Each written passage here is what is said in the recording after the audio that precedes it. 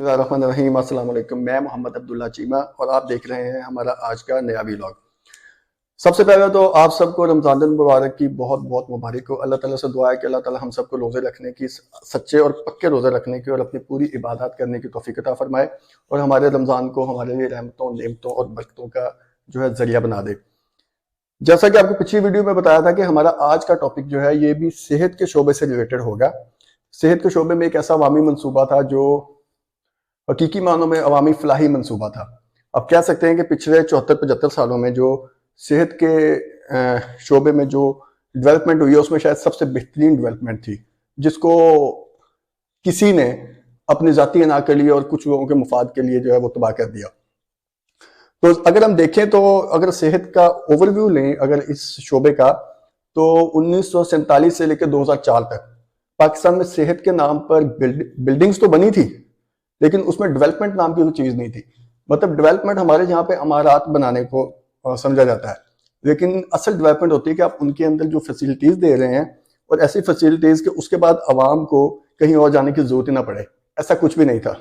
यही वजह थी कि अस्पताल जो थे वो हर लेवल पे चले गए, इवन BHUs तक बन गए। लेकिन होता यही था कि वहां पर जो इंतहाई बेसिक जो ट्रीटमेंट होता था वो अवेलेबल होता था, और अगर कोई मरीज ज्यादा सीरियस होता था तो उसे किसी बड़े शहर भेज दिया जाता था। आज तक अमूमन जो है ना सिचुएशन सेम है। फिर उसके बाद सन 2004 में चौधरी परवेज इलाही साहब ने, जिसका मतलब टोटल क्रेडिट उनको जाता है, उन्होंने पाकिस्तान में रेस्क्यू 1112 की सर्विस शुरू की। अगर देखा जाए तो पाकिस्तान में सेहत के शोबे में ये सबसे पहला एक इनिशिएटिव था जिसको हम इनकलाबी इनिशिएटिव कह सकते हैं, जिसका हकीकी मानों में सोसाइटी के अंदर एक इम्पैक्ट, एक इफेक्ट नजर आया। अगर हम 20 साल पीछे चले जाएं और अब सोचें अगर कि आज एम्बुलेंस सर्विस ना हो, या अब मैं जब सोचता हूं कि अच्छा एक जमाना था एम्बुलेंस सर्विस नहीं थी, तो ऐसा लगता है हम पत्थर के दौर में रह रहे थे।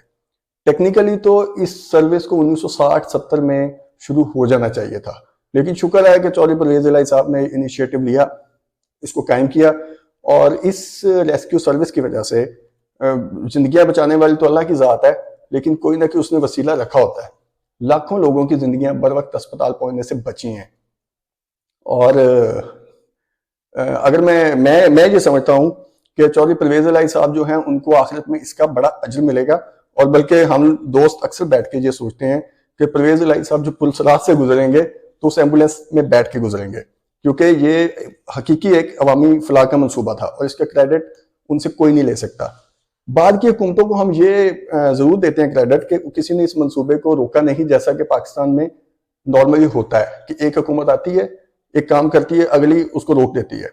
तमाम हुकूमतों ने इसमें जो है अपना पूरा किरदार अदा किया, और यही वजह है कि ये सर्विस जो पहले लाहौर, इस्लामाबाद, मुल्तान और फैसलाबाद में थी, वहां से आहिस्ता आहिस्ता दीगर डिवीजन तक आई, दीगर डिवीजन से ये जिलों तक आई, जिलों से तहसील तक आई, और अभी मैं देखूं तो मेरा गांव वो बिल्कुल बॉर्डर के ऊपर है। तो मैं जब भी आता जाता हूं तो रेस्क्यू वाले वहां तक पहुंच रहे होते हैं। तो ये एक हकीकी जो है ना मंसूबा था लेकिन इतना बड़ा मंसूबा अगर हम देखें तो उसका हमारी जिंदगियों में हमें उसकी कितनी जरूरत पड़ती है, इसको भी हमें देखना पड़ेगा। वैसे तो अल्लाह ताला सबको महफूज रखे और कभी भी किसी को इस एम्बुलेंस की जरूरत ना पड़े, लेकिन एक रियलिटी है कि हमें देखना पड़ता है कि हमें हर इसकी रोजमर्रा जरूरत पड़ रही है या कभी कभी। तो मैं देखूं तो इन 20 सालों में मुझे अपनी जात के लिए एक दफा जरूरत पड़ी, 4 दफा अपने घर वालों के लिए।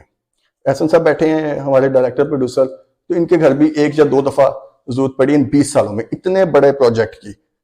इस प्रोजेक्ट की अहमियत का कोई इनकार नहीं है और इस प्रोजेक्ट का कोई मुकाबला भी नहीं है, लेकिन एक ऐसा शोबा भी है जिसकी जरूरत हमें हर महीने पड़ती है, और मेरे घर में तो हर महीने पड़ती है। बाकी यूजुअली लोगों को दूसरे, चौथे, पांचवें, छठे महीने साल में 1, 2, 4 दफा जरूरत पड़ती है, और वो शोबा है लेबोरेटरी टेस्ट का।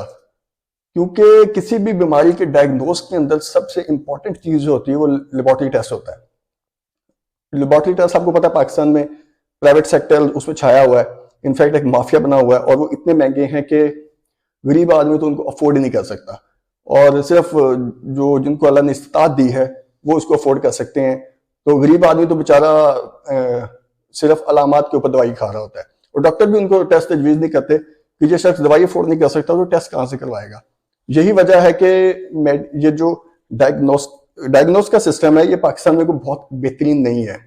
इसमें अगर जो सबसे पहला इनिशिएटिव लिया, मैं ये समझता हूँ कि जो रेस्क्यू 1112 के बराबर था, बल्कि अगर मुझसे पूछे तो ये उससे बड़ा इनिशिएटिव था, वो 2013 से 2018 की जो नून लीग की हुकूमत थी पंजाब में स्पेशली, उसमें शहबाज शरीफ साहब ने अमेरिका की नॉर्थ शोर लेबॉर्ट्री के साथ वादा किया था, उनको आउटसोर्स किया था कि वो आउटसोर्स होंगे और पाकिस्तान की जो पंजाब के DHQs हैं इनके अंदर अपनी state of the art laboratories कायम करेंगे और उसके बाद जो है वो इसको पूरे पंजाब में फैलाया जाएगा। सबसे पहले जो ये प्रोजेक्ट शुरू किया गया, जो पायलट प्रोजेक्ट था, वो 4 DHQs में शुरू किया गया, जिसमें एक बहावलनगर था, एक विहाड़ी था, एक मियांवाड़ी और एक लिया। इस प्रोजेक्ट की अहमियत, इस प्रोजेक्ट की जो क्वालिटी थी वो मैंने खुद देखी है, क्योंकि मैं जब ये प्रोजेक्ट बहावलनगर में लगाया गया तो मैं एक कोरियर कंपनी में जो ब्रांच मैनेजर था और इस प्रोजेक्ट की टोटल इन आउट जो थी वो हमारे थ्रू हो रही थी। मुझे उसका हर हफ्ते जाकर बाकायदा उनसे उनका जायजा लेना पड़ता था, उनकी शिकायत सुननी पड़ती थी और उनसे पूछना पड़ता था कि हम इसमें मजीद बेहतरी आपके सर्विस को कैसे दे सकते हैं, क्योंकि उनका टोटल सामान हमारे थ्रू आता जाता था। और ऑफ कोर्स सैंपल्स उनके नहीं आते थे, क्योंकि सैंपल्स उनके उसमें 45 टेस्ट जो थे उनकी सहूलत मौजूद थी यहाँ शहर में, और वो एक ऐसी लेबॉर्ट्री थी कि उसको देख के ना यकीन नहीं आता था कि ये पाकिस्तान के अंदर एक जनूबी पंजाब के एक दूर दराज जिले के अस्पताल में लेबॉर्ट्री बनी हुई है। और टेस्ट जो थे इंतहाई टॉप क्वालिटी के थे, उसमें प्राइसेस इंतहाई लो थी।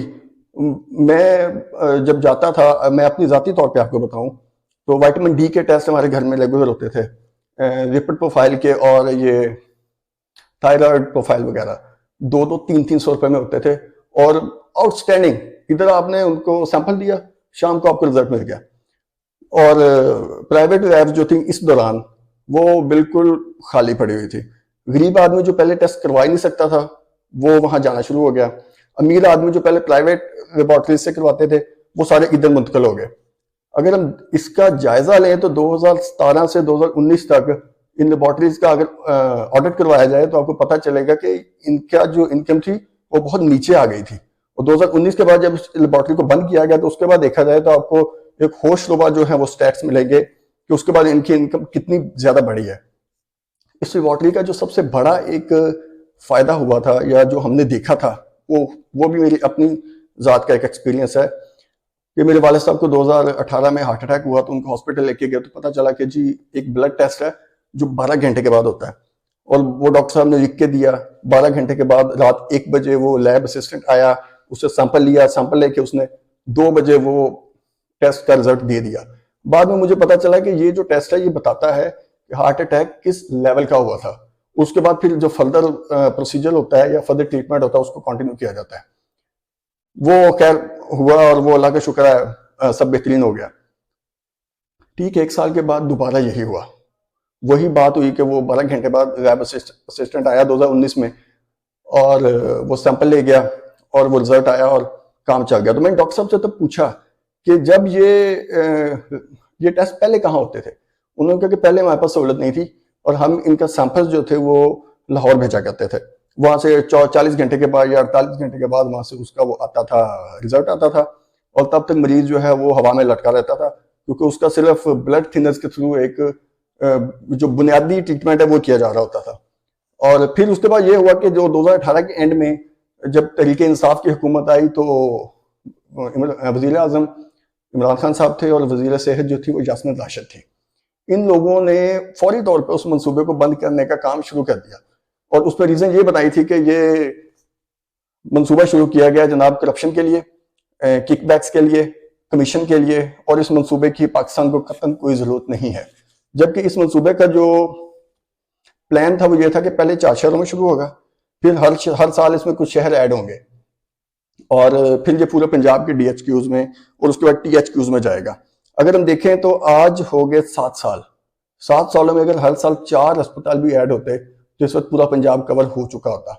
लेकिन वो खान साहब माजरत के साथ शायद कुछ लोगों को बुरा लगे, लेकिन उनका जाती मुफाद था इसमें, क्योंकि अगर उनकी शौकत खाना में लैब देखी जाए तो वहां कोई बंदा मुंह नहीं करता था, सब लोग यहाँ आते थे, उनका अपना जो इनकम थी वो गिरनी शुरू हो गई, तो उनका अपना रेवेन्यू जो है वो डिक्रीज होना शुरू हो गया था। उसमें उन्होंने जो है इसको फौरी तौर पे बंद करने का हुक्म दे दिया, लेकिन ये 2019 के एंड तक चलती रही। उस दौरान फिर अनफॉर्चुनेटली वो मेरी फूफो को भी वो सेम जो है हार्ट अटैक का इशू आया। उनका टेस्ट जब करने की बारी आई तो अस्पताल के अंदर लेबोरेटरी बंद थी और वो टेस्ट हो ही नहीं रहा था। वो टेस्ट फिर इधर से सैंपल भेजा, लाहौर भेजा, उसका 44 आवर्स आई थिंक लगे थे। उसका टोटल हार्ट अटैक होने से लेके रिजल्ट आने तक का जो ड्यूरेशन था 44 आवर्स का था। तब ज्यादा अहमियत का अंदाजा हुआ कि लैब कितनी जरूरी थी, क्योंकि उससे पहले तो कुछ आइडिया नहीं था ना। 2 दफा हमारा एक्सपीरियंस हुआ तो वो तो बड़ा बेहतरीन हो गया। तो मैंने फिर बहुत सारे मीडिया आउटलेट्स के साथ जो है वो कांटेक्ट किया था इस बारे में, लेकिन उन्होंने कहा था कि मैटर्स बहुत ज्यादा हैं, हम इसको जो है ना वो इसको कवर नहीं कर सकते, तो इसको आप खुद कर लें। बस वो उसके बाद मेरी भी सुस्ती थी, सोचता रहा कि चलो इसको देखते हैं क्या करते हैं। आज अल्लाह ताला ने तौफीक दी है कि ये जो नॉर्थ शोर लैब्स का जो है एक स्कैम जो है या इसे कहें इस प्रोजेक्ट की तबाही है, वो अल्लाह ताला ने हमें तौफीक दी है कि उसको आपके सामने रखा जाए। फिर उसके बाद ये हुआ कि वो इमरान खान साहब जो है वो 2019 में अमेरिका गए। मशहूर जमाना जो दौरा था जिसके वापसी पे उन्होंने कहा था कि मैं वर्ल्ड कप जीत के आया हूँ। तो 2019 में उन्होंने वहां पे जो डॉक्टर आबिद शेख थे, जो चीफ एग्जीक्यूटिव ऑफिसर थे नॉर्थ शोर लैब्स यूएसए के, उन्होंने उनसे मुलाकात भी की थी। उन्होंने उनकी पूरी टीम ने कि आप लैब्स को बंद ना करें, आप इन लैब्स को हमारा मुआयदा नया कर लें, आप इनके रेट्स में इजाफा कर रहे हैं, जैसे आपने करना है इसको बंद ना करें। लेकिन वो खान साहब ने उसको बंद कर दिया, उन्होंने उनकी कोई बात नहीं सुनी। उसका ये प्रूफ भी हम आपको दिखाते हैं। ये नॉर्थ शोर लैब्स की जो साइट है, ये मैंने उनसे ये पिक्चर्स उठाई हैं। ये आप देख सकते हैं कि ये डॉक्टर आबिद शेख जो है ये उधर यूएसए में इनसे मिले हैं। ये आपको बिल्कुल नजर आ रहा होगा। अब इसके बाद देखें तो लैब्स का स्टैंडर्ड आपको दिखाते हैं। ये लैब थी डीएचक्यू मियां वाले की। अब स्टैंडर्ड देखें इनका। ये लैब थी डीएचक्यू विहाड़ी की। ऐसी लैब्स सिर्फ फिल्मों में देखी हैं, ऐसी लैब्स हकीकी तौर पर जमीन पर नहीं देखी। हाँ, जो शौकत खाना या प्राइवेट लैब्स हैं उनको बैक एंड पे तो कभी भी कोई नहीं देखता, वो भी ऐसे ही होंगी डेफिनेटली। ये थी भावनगर की लैब, जिसका मैं खुद गवाह हूं, जिसको मैं ये कह सकता हूं कि मैंने अपने हाथों से बनाया था। फिर ये उस लैब का जो है बाहर की पिक्चर थी, और ये सारी नॉर्थ शोर वालों की अपनी साइड से उठाई हुई पिक्चर्स है। ये उनका टोटल जो था नॉर्थ शोर वालों का जो आप कहते हैं उनका तारुफ था। और तो ये स्टोरी थी कि वो लैब्स बंद कर दी गई।